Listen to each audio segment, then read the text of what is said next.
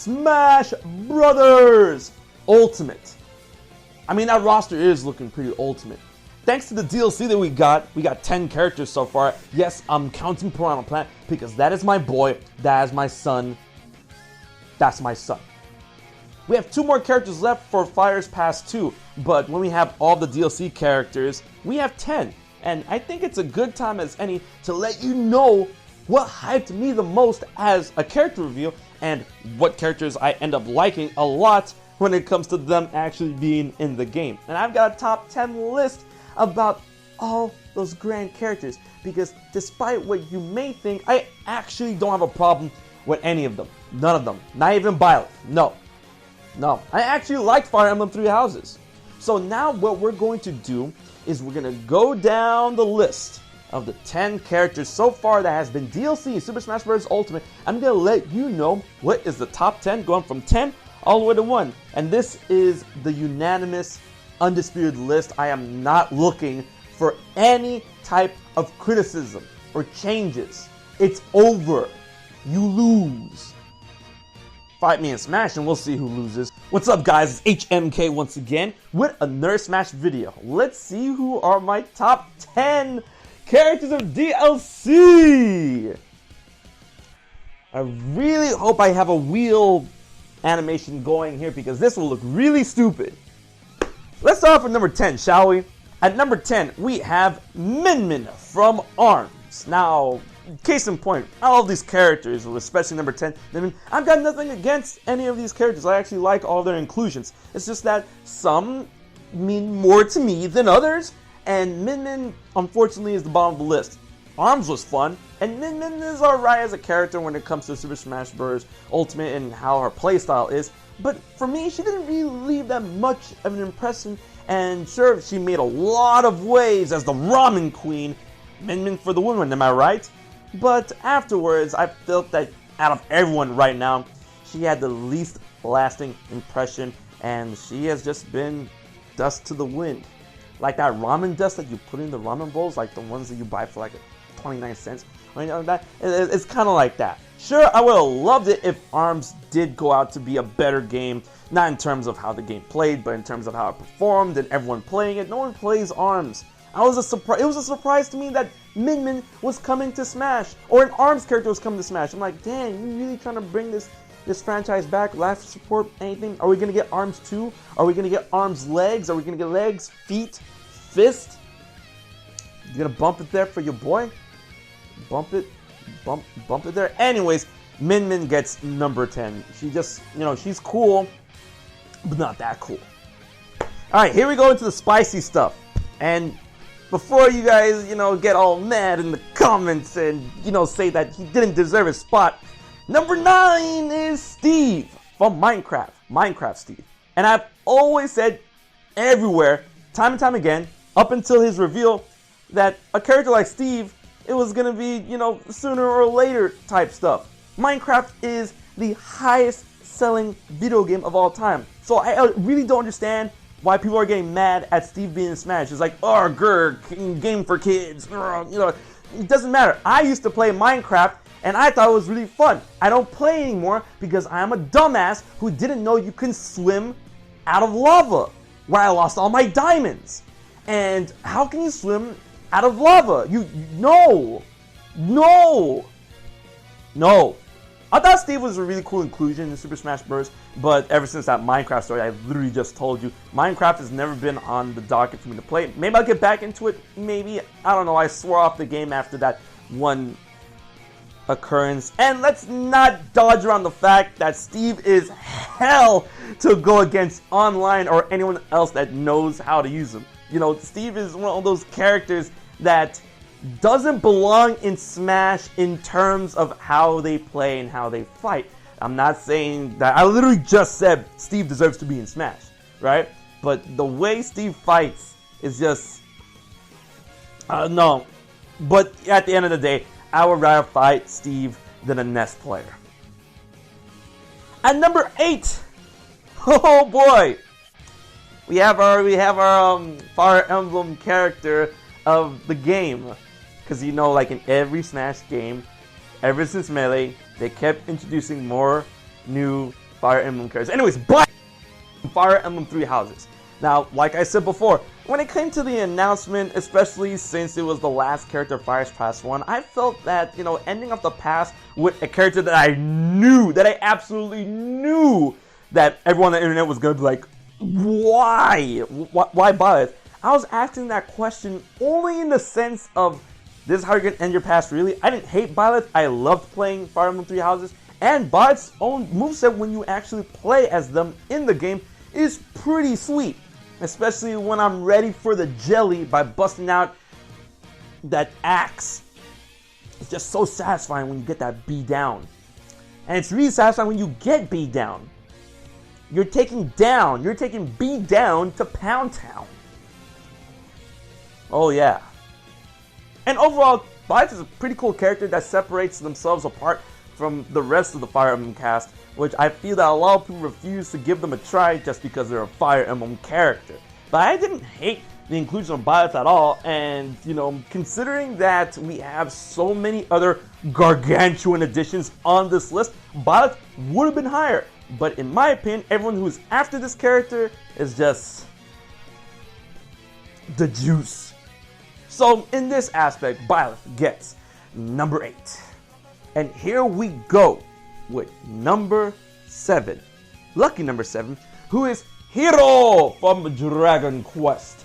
And this is another Square Enix character after the reveal of Cloud from Super Smash Bros. Wii U and 3DS that made it to Super Smash Bros. That I felt has a very important place within the series, coming from a very respectable, a very famous RPG. And you better put some respect on Dragon Quest, because if you like to play RPGs or you like to play video games in general, there's a lot of things that came from Dragon Quest that got into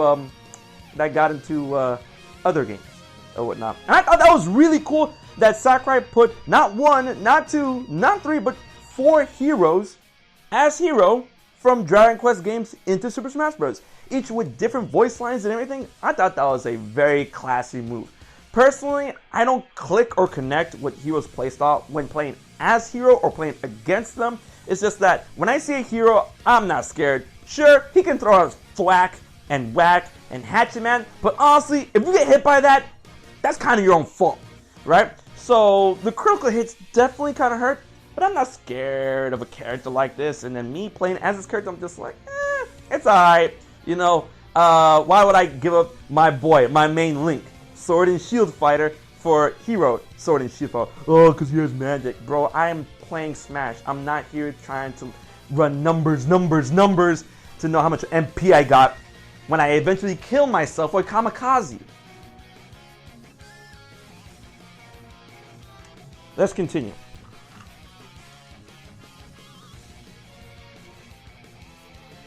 Hydration is key. At number 6, yes, I said we were going to count him. My boy, my son, Piranha Plant. Now this character was a meme. This character was a joke. Hey, Piranha Plant was free, but Piranha Plant actually got the juice. I actually used Piranha Plant a lot.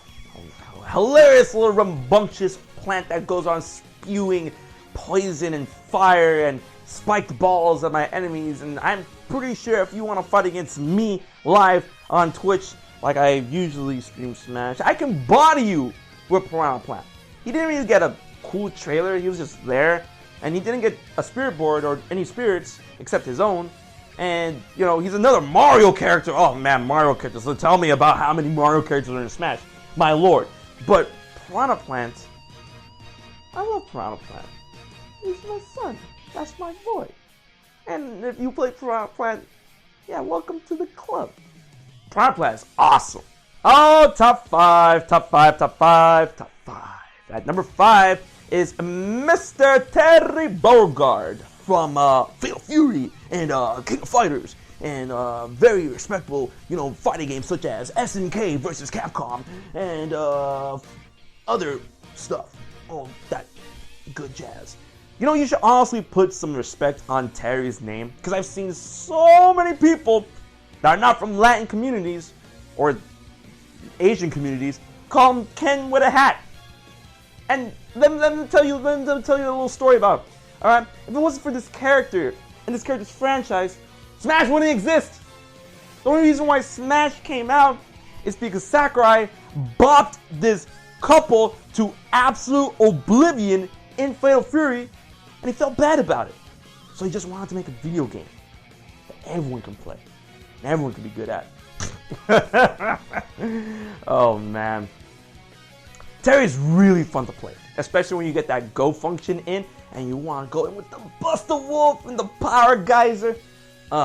You can really turn around a match nicely with Terry, but only when you get go. I mean, if you don't get go, you can still combo to hell and back. But these days, people want to play Ken because they want to get the Shoryuken off, and the Tetsumaki, and the Hadokens, and the... Terry's awesome. Terry's number 5. At number 4, we have Pyra. And I had to drink because I'm thirsty, because Pyra gets me thirsty. Not only because she's hot, but also because she's hot. Get it? Get it? Pyra's number 4 because I absolutely love Xenoblade Chronicles 2. I use Pyra, because I mean, you have to use Rex. I mean, yeah, you can use another character or another blade or whatever, but Pyra's great. Great personality, great design, great design. And she is actually incredibly fun to play. Like, she is one of the shining beacons of a character. It's like, damn, this is a character. But a lot of people sandbag her because of either booba or anime sword fighter. Once again, hey, listen. Anime sword fighters and sword fighters in general don't take up as much space in Smash Bros. What you thought or anything like that. So I'm really glad that Pyra made Smash, and it seems that the budget was really blown on Pyra's inclusion when it comes to her talking, her animations, and all that stuff. I'm pretty sure her polygon count is like the highest, which I mean kind of makes sense because she is the latest DLC character right now. As of this video, HMK, this character came out not too long. I get it. I get it. I get it. And I already know that you guys are saying, but HMK, what about Mythra? Mythra's in there number. Where would you put Mythra on the list? I mean, if you want to play that game and you want me to put Mythra on this list, okay, let's go. Mythra. So Pyra's number 4 and Mythra's going to be number 11. Yeah. Is that what you wanted? Is that what you wanted? Pyra's great, and I know a lot of people are mad about what happened with Rex, but I mean, maybe next time. I thought this was just a perfect way to have another Xenoblade character in the game after my boy Shulk. So Pyra gets number 4. Pyra specifically gets number 4. Pyra, you hear me, Fidel? I'm talking to you! Number 3 is Joker from Persona 5. Now let me tell you a little story, alright? You guys probably already seen the reaction that I had when Joker came into the game when it comes to his announcement as the Game Awards. If you haven't, go look it up. It's hilarious. I'm very funny. But that was actually before the time I played Persona 5 at all. I knew who Joker was because Persona was everywhere. Persona is still everywhere in terms of 5 at least, right? And I knew that this was such a big deal inherently because Joker was everywhere. Everyone was talking about Persona, but there was an argument all over the web. It's like, oh, wouldn't it be so cool if Joker made the Smash? And like, it'll never happen. And then BAM! First paid DLC character, Joker from Persona 5. And I ended up playing the character. I thought he was really cool. I love his voice line. Xander Mobius is awesome. And then I played Persona 5 Royal on stream front to back, and I can tell you this right now. Oh my god. Oh my god. Guys, I see where all the hype comes from when it comes to Persona 5 and Persona 5 Royal. My lord, it's been such a long time since I played a new game front to back, smiling, enjoyed every second of it. So I see where the hype came from retroactively. This character plays amazing. That the first character of the Fighter's Pass, and he's looking cool. So Joker, yeah, gets number 3. And now we come to number 2. And here we go. Top 2 is gonna be kind of wild, kind of spicy. All right. And when we're talking about spicy, Sephiroth.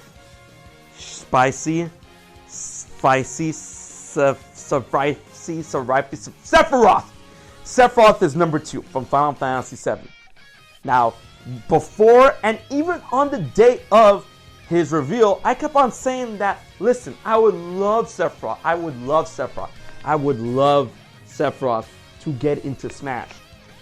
But I was always wondering about, like, bro, if he were to come to Smash, they would neuter his sword, or they wouldn't put him in Smash at all because the sword is going to be too big. And I'm like, okay, they might not put him in Smash because the sword's too big, and if they knew the sword, then I wouldn't want Sephiroth to be in Smash, because that's one of his iconic traits. It's the sword, Masamune. Like, come on. So I'm like, that's kind of weird and stuff. But then people are like, oh, but you know, Richter and Min and Simon and stuff. I'm like, yes, but those stuff's retract. You can't really retract. You can't really retract Sephiroth's sword. But hey, they put him in. And like, that trailer was amazing. Mario died again. The music, they finally added Final Fantasy VII music to the game. And they finally publicly said the reason why, even though I've been telling y'all the reason why they didn't put a lot, you know, music is because of scattered rights that was attached to everyone who worked on Final Fantasy VII at the time. Anyways, Sephiroth was literally a godsend of a character, and I feel that this character would have been number one if it wasn't for number one. And I love playing as Sephiroth, and I love playing against Sephiroth, because the thing is, he's not one of those characters that you can literally just pick him up, turn your brain off, and get results. No, he's very light. You can take him out if you know what you're doing. But at the same time, he is one of those literal boss characters. He's like a boss character in a fighting game, in which if you know what you're doing, you could be fine. If you mess up or let him do his business, he can throttle you. And that's the beauty of Sephiroth, is that if you mess up, and if you're winning, and if you mess up, you can lose the whole thing because of Sephiroth's damage output, his reach, and all his little tactics and tricks and treats and all that good jazz. But you gotta be careful. But that doesn't mean, you know, if you just grab him, you'll be able to get those results and win every match. No, you gotta know what you're doing. And also, a lot of mind games go into that too. God, Sephiroth's such a cool character. He's number 2. He's number 2 though. So cool, so amazing, so awesome. But number 2. And here we are. The number 1 Smash character, in my opinion, in terms of hype, playability, and what this character means to me personally. Because I mean, this is my list. I mean, like, this is HMK. Oh God, this is the HMK channel, right? So in that sense, BanjoKazooie is number 1 for so many reasons. Why? I grew up playing BanjoKazooie. I grew up playing those games on N64. BanjoKazooie, BanjoTooie, those were my childhoods. I loved the Baron Bird, right? And I honestly thought, after Rare being bought by Microsoft, sold by Nintendo, how dare you? How dare you? I honestly thought that it couldn't happen, right? And then when I saw that Jiggy bounce in Donkey Kong's house, I went back to being a kid. You saw my reaction. I teared up. Because that's like, I thought this would never happen. And they literally restored my childhood in front of my eyes. That remix was amazing. Spiral Mountain, let's go. That trailer was phenomenal. The music they added to Smash was amazing. And when I finally got my hands on the Baron Bird to play them, they were fun to play. Sure, they didn't have so many, like, Omega level gimmicks of, like, yeah, man, Arsene and the one-winged mode and magic and extendo arms and any of that good jazz. Sure, they have Wonder Wing, but it just, Banjo made me drop Mario, guys. And everyone's like, but Mario's number 1 on the tier list. Doesn't look like I give a shit. No, because I love Banjo and Kazooie. And despite what skills you may have as Mario, I will bippity bop you with the Baron Bird. So remember that. Honestly, all the stars aligned for this character's inclusion. And just seeing them finally come to Smash, the most current Smash, in just a triumphant way. It was like when Donkey Kong, Diddy Kong, and King K. Rool were celebrating Banjo coming to Smash. Grant Kirkhope was like, BanjoKazooie, we're home. Literally, they came home. And now all we need is a remake of BanjoKazooie and BanjoTooie on Nintendo Switch. Please let it happen. Anyways, that is my top 10 characters in terms of hype when it comes to the DLC characters of Super Smash Bros. Ultimate. We got 2 more to go. Right? And I'm sure maybe those characters could top a few, but it's going to be very hard for someone to top Banjo. Sora for Smash. Sora for Smash. If you enjoyed this video and this style of presentation, be sure to like, favorite, share, and most importantly, subscribe to HMK for more awesome Nintendo content and Smash content. It's back on the horizon. So guys, until the next video, this has been HMK, and I'll check you guys later.